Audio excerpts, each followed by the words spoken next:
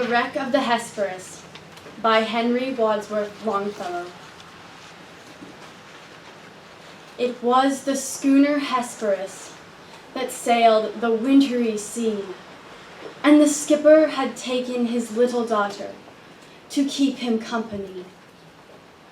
Blue were her eyes as the fairy flax, her cheeks like the dawn of day, and her bosom white as the hawthorn buds that ope in the month of May. The skipper, he stood beside the helm.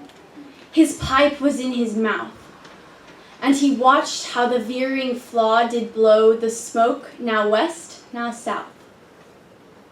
Then up spake an old sailor, who had sailed to the Spanish main. "I pray ye, put into yonder port, for I fear a hurricane.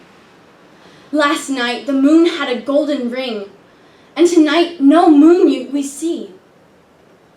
The skipper, he blew a whiff from his pipe, and a scornful laugh laughed he.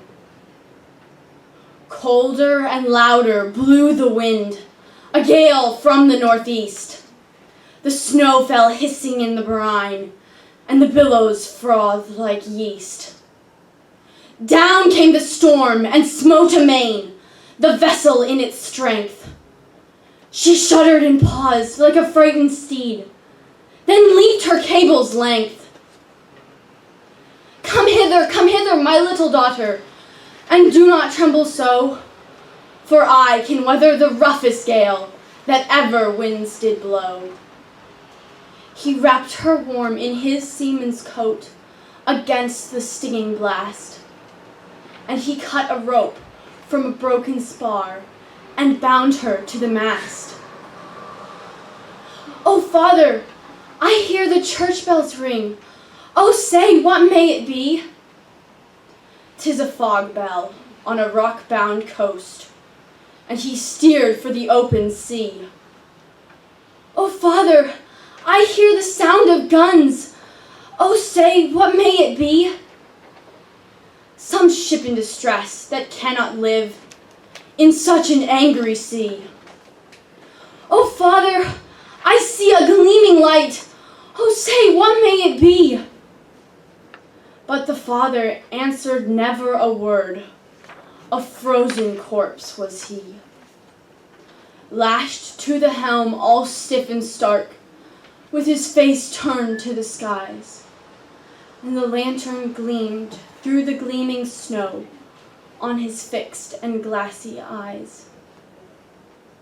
Then the maiden clasped her hands and prayed that saved she might be, and she thought of Christ, who stilled the wave on the lake of Galilee.